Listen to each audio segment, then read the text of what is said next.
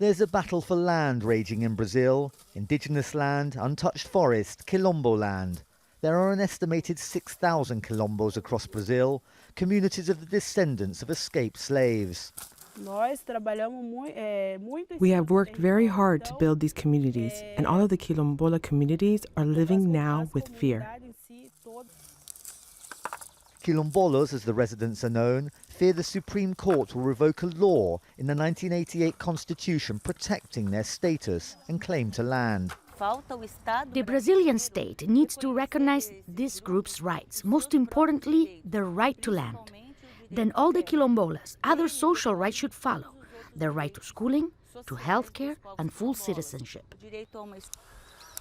The communities were founded in remote regions far from the sugar plantations they'd escaped from. They mixed with indigenous people and developed a new culture. Their ancestors escaped slavery to live in freedom and try to build a future in remote communities like this one. Their fear now is that those hard-won freedoms are under threat from hungry landowners and a society reluctant to recognise their rights. The current government is supported by agri-businesses and wealthy landowners.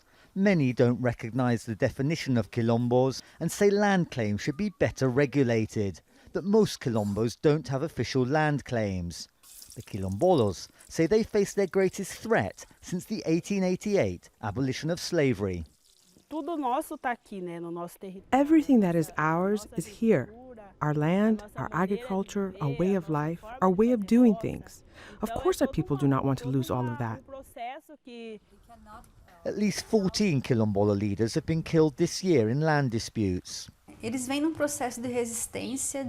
a process of resistance that's prevailed for more than 400 years.